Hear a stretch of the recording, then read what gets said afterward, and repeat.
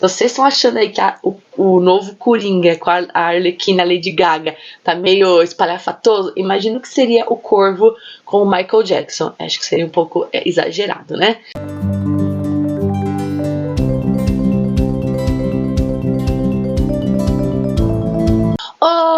Olá pessoas, tudo bem? Aqui é a Rafa com as leituras da Rafa e hoje a gente vai dar continuidade aos nossos vídeos sobre Halloween, esse mês, essa temática tão legal que eu gosto muito de falar.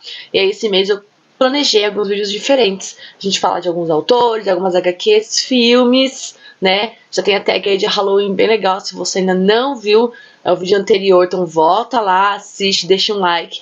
Não esqueça de se inscrever aqui no canal, por favor, já deixa o like nesse vídeo. Envia para alguém que gosta da temática de Halloween ou gosta do que a gente vai falar hoje, porque se você já viu no título do vídeo, você sabe do que eu vou falar. Mas antes, me segue também lá nas redes sociais, que é @nasleituras_da_Rafa no Instagram, e no TikTok também é @nasleituras_da_Rafa. Bom, hoje eu tô até bem acompanhada aqui com os meus mini corvinhos. Hoje eu vou falar pra vocês um pouquinho sobre a história dessa obra de HQ, adaptação cinematográfica, O Corvo.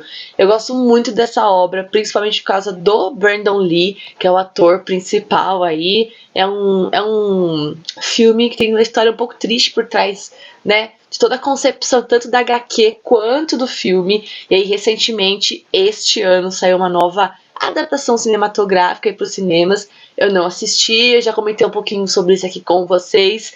Eu sou uma pessoa que gosto muito de manter as coisas assim no original. Eu sou muito fã do Brandon Lee, sou muito fã da família Lee no geral, tanto do Brandon quanto da irmã dele, da Shannon, quanto do pai, do Bruce Lee. Quem não sabe, eu já sou fãzoca aqui da biografia do Bruce. Até talvez um dia eu faça um vídeo falando um pouco sobre a vida do Bruce Lee, mas hoje eu vou comentar um pouquinho sobre o Brandon, e claro que a vida do Brandon, querendo ou não, tá enredada com a história do Corvo. Então, bora lá? O Corvo é uma adaptação de um HQ do James O'Barr. Só que esse quadrinho também tem uma história um pouquinho triste, tá? Em 1978, a namorada do James, ela foi atropelada. Isso deixou o James numa depressão muito grande. Ele acabou sendo convocado pro exército, ele se alistou e foi convocado e foi lá pra Alemanha, onde ele foi alocado. E aí, entre esse ano, aí, essas idas e vindas, ele acabou criando essa história do Corvo, que nada mais é do que um rapaz e uma moça que são assassinados, né, ali perto do Halloween, e um ano depois o rapaz volta à vida e aí tenta vingar a morte da namorada, tá? A adaptação do cinema foi produzida em 1994, tá? Pelo David S. Shaw e o John Shirley, e dirigido pelo Alex Proyas. O Alex Proyas é um cara muito assim, renomado, mas também um pouco off-site, assim, do mundo cinematográfico. A ideia original do Corvo era ser um musical e ia ser estrelado pelo Michael Jackson. Então vocês estão achando aí que o novo Coringa com a Arlequina Lady Gaga tá meio espalhafatoso? Imagino que seria o Corvo com o Michael Jackson. Acho que seria um pouco exagerado, né? Então aí o enredo do filme qual é? O que foi adaptado do quadrinho pro filme. O Eric Draven, que é o personagem do Brandon Lee, que eu tenho aqui, ó, esse aqui, os Funkos do Brandon, na época do Corvo, tá? Dessa primeira versão do Corvo de 94. Ele e a namorada, a Shelley, eles são assassinados na Noite do Diabo, que é a noite que antecede o Halloween. O Halloween, no mundo todo, né, dia 31 de outubro, e a Noite do Diabo é considerado dia 30 de outubro. Eles são assassinados de maneira brutal, e aí um ano depois, o Brandon, né, o personagem dele, o Eric Draven, volta à vida e ele resolve se vingar. Resolve matar aqueles que foram os algozes da sua grande amada. E aí ele conta com a ajuda de um policial que também na época investigou, tentou ajudar, mas não deu certo. E aí ele acaba chegando ao líder deste bando ali da cidade, que é o Top Dollar, e a irmã dele, que tem uma relação meio incestuosa. E aí o filme se desenrola em cima disso, em cima desse panorama de vinganças, tá? O filme é muito, assim, bonito, que eu falo da questão de visão, da questão de interpretação também dos personagens, e principalmente do Brandon. A gente vê que o Brandon se entregou muito ali no filme. Se você procurar no YouTube, tem várias entrevistas. Tem a última entrevista que o Brandon fez na época das filmagens, que ele conta um pouco de como ele desenvolveu o papel do Eric. O Brandon deu também muito do lado de das artes marciais ali pro personagem. Era um sonho muito grande do Brandon Lee ser um ator que passasse um pouco daquela lembrança do pai.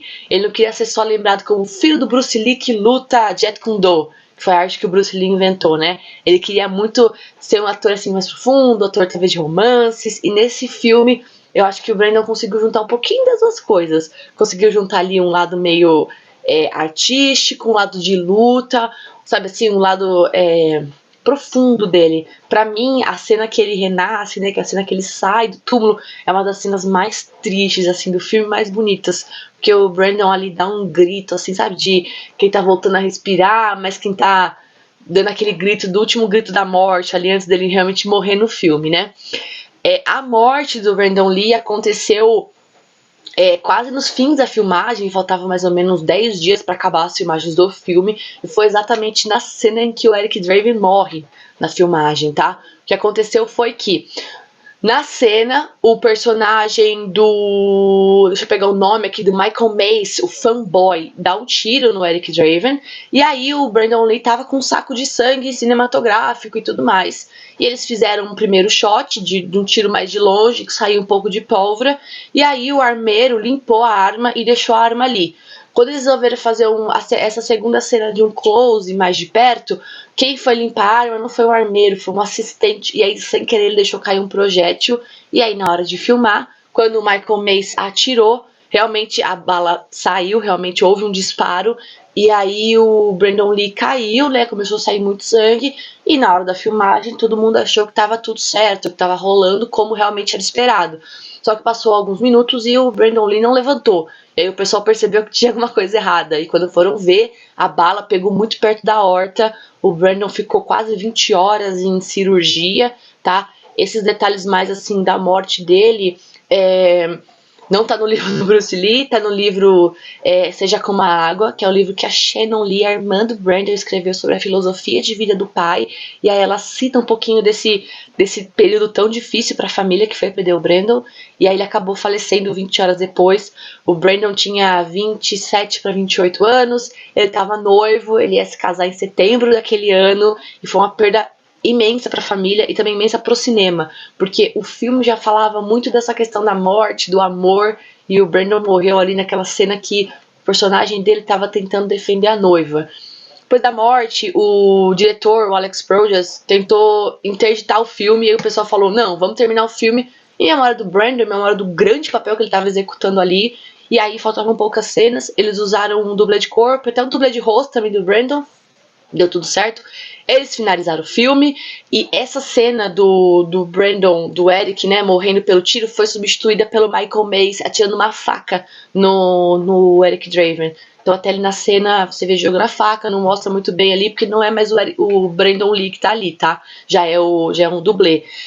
Essa cena, a gravação dessa cena foi destruída, né, a pedido dos familiares. Então se você ver aí no YouTube vídeos falando cena da morte do Brandon Lee, é mentira, tá? Não existe nenhum registro disso. A família pediu que fosse, né, destruída essa cena, até porque é muito triste.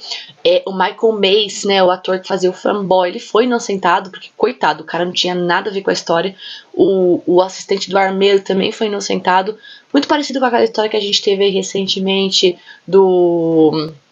Como é que chama o ator? Esqueci o nome dele, que também acabou atirando sem querer, né, numa colega de cena. Ele foi inocentado, mas o Michael Mace nunca se recuperou. Ele praticamente se afastou do cinema, ele fez algumas pontas de filmes, pontas de séries.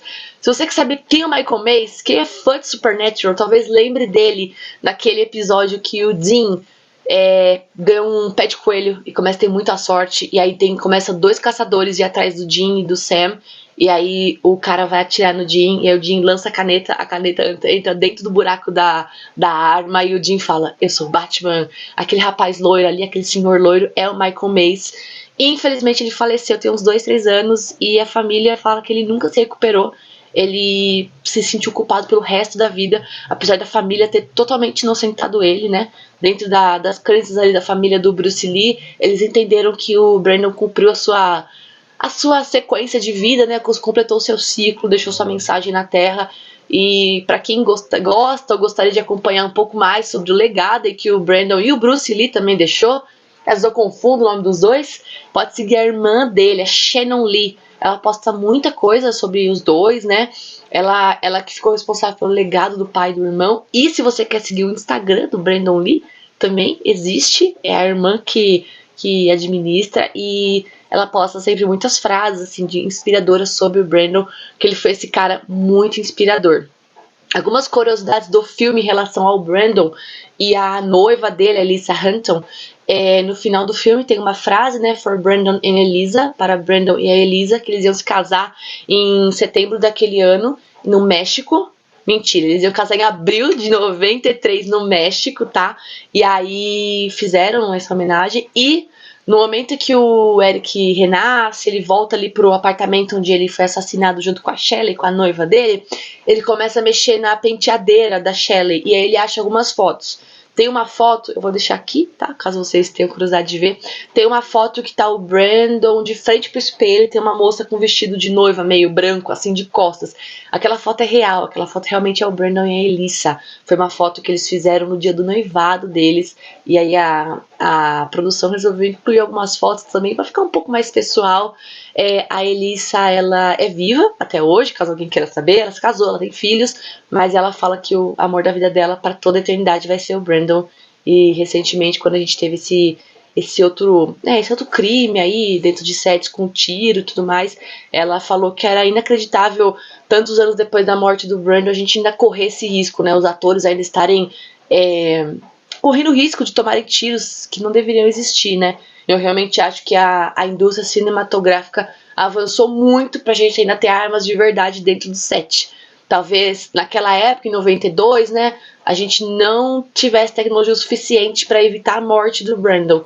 Mas hoje em dia a gente não pode mais aceitar que esse tipo de coisa aconteça. Afinal, armas são realmente perigosas. Dependendo se você tem a porte de arma, se você sabe atirar, é uma coisa que não tem que estar a fácil acesso e não tem que ser manipulado por quem não sabe manipular. E atores de Hollywood não sabem manipular armas. Por mais que eles tenham experiência, pode ser o Tom Cruise, ele não sabe manipular uma arma de verdade. Então, assim, é uma campanha que a família faz até hoje, né, de banir esse tipo de arma real de sets de filmagem. Mas, voltando aqui ao assunto, né, o filme do Corvo foi lançado em 94, recebeu várias indicações e vários prêmios. Eu vou ler alguns dos prêmios para vocês aqui que foram indicados e os que ganharam, tá bom? Foi indicado ao Prêmio Saturno em 95 em ficção científica, fantasia e horror de filmes. Foi indicado na categoria Melhor Filme Figurino, Melhor Diretor, Melhor Filme de Terror e Melhor Efeitos Especiais, tá?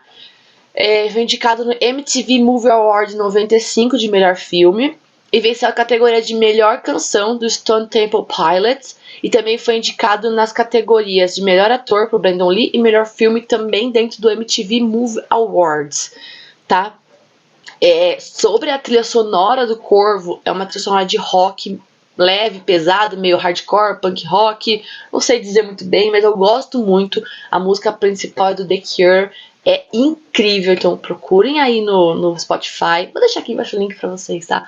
É uma trilha incrível, é impressionante, é bem ali anos 80, anos 90, é muito depressiva, mas também muito assim, acalorada, de um rock assim acalorado. Eu gosto muito dessa trilha sonora e ela acho que narra bem o ritmo do filme. Você consegue, depois que você vê o filme de 94, você ouve a trilha sonora e você consegue ver as cenas, o que é incrível. O filme do Corvo teve muitas sequências depois dessa, tá? Embora, sim, elas seriam todas adaptadas do primeiro filme juntamente com a HQ, ela teve outras 3 sequências, tirando essa desse ano, tá bom? Ela teve uma de 96 chamada Corvo, A Cidade dos Anjos, de 2000, Corvo, A Salvação, e de 2005, Corvo, A Vingança Maldita, e tem essa agora de 2024, que é o Corvo, que seria um reboot desse filme de 94. Eu não assisti essa sequência nova, eu preferi não assistir porque alguns comentários sobre a produção e sobre o diretor me irritaram um pouquinho, então eu resolvi me abster, mas eu assisti as outras continuações, as continuações entre aspas, né? A de 96, a de 2000 e a de 2005. São filmes bons, não são filmes assim, eu não acho que chegam ao pé do filme de 94, mas vale aí a curiosidade, se você quiser assistir, eu vou dar uma procurada onde tem aqui. Infelizmente, não tem nenhum canal de streaming, nenhum dos filmes do Brandon, nem o Corvo. Eu já mandei muitas mensagens, muitos e-mails para a Netflix, por favor, incluir, porque eu acho que o Corvo é um clássico de 90, né?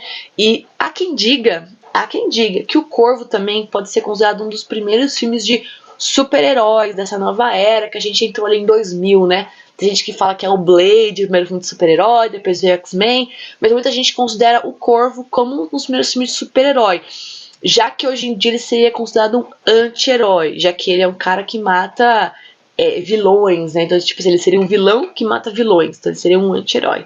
Na verdade, no meu coração, o Eric Draven vai ser um apaixonado e veterano salvando a sua amada. O filme é muito maravilhoso e eu peço que vocês assistam de 94. Tem gente que assistiu de 2024 e gostou muito, tem gente que não gostou, não tem opinião formada, eu não assisti.